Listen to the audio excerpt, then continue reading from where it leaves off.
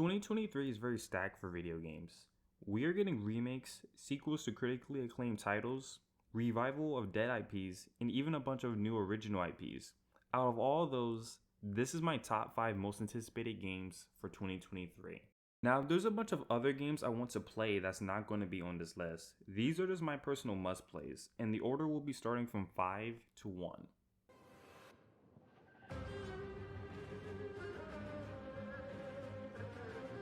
Coming at the bottom of my list, I have Wolong Fallen Dynasty. Even though this is at last, I am very much still looking forward to this one. I really like the setting of the game, being Chinese fantasy and with some historic influence. Recently, I actually got my hands on the game during the beta, and after playing, I really enjoyed the combat. It's very fluid and rewards aggression. By giving more spirit, the more you attack. You are also rewarded for using its mechanics. If you learn how to use the parry and time it properly against a mob or boss, you will gain more spirit and stun them. The amount of enemies and movesets I encountered during the beta was very dense, while running very well at a steady frame rate, so I'm definitely picking this one up for next year.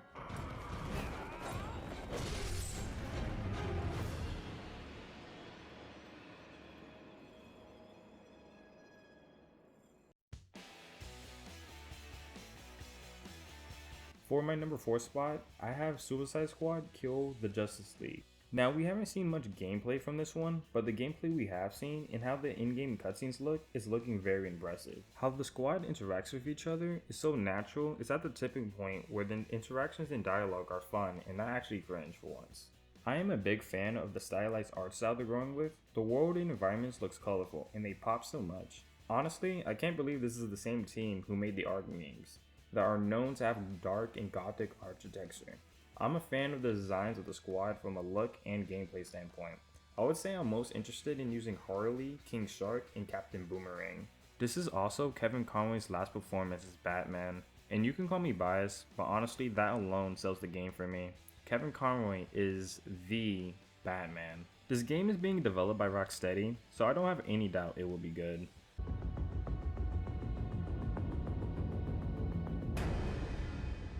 I am vengeance. I am the night.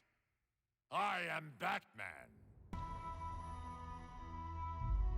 Star Wars Jedi Survivor is my third most anticipated game for 2023. Now, I'm a big Star Wars fan, and I very much enjoy Fallen Order, so I'm a little biased towards this too. But even then, after playing Jedi Fallen Order, the combat is everything I want in a Star Wars action-adventure game. This new iteration has significantly increased fidelity in animations. The amount of new lightsabers and force abilities seems to be improved also, like being able to use force trees or able to control and lift troopers, having lightsaber crossguards, and to properly use 2 lightsabers. This game is under Respawn, and it seems they're directly addressing some issues with the first one from the recent showing for Jedi Survivor. I really can't wait for this one, plus Kyle has a beard now. Like, it's a beard. They get cookie points from me just for that. And I mean, come on, just look at this game.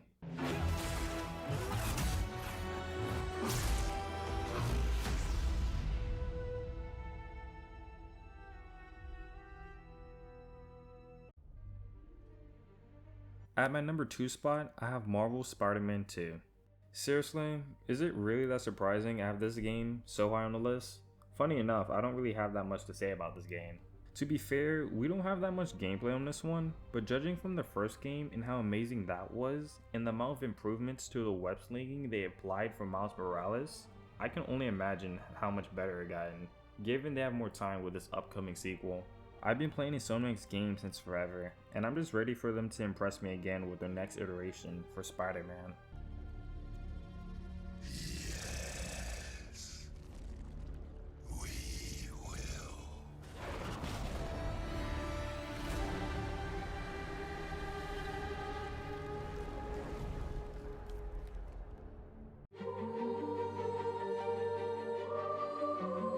My most anticipated game for 2023 is Final Fantasy 16.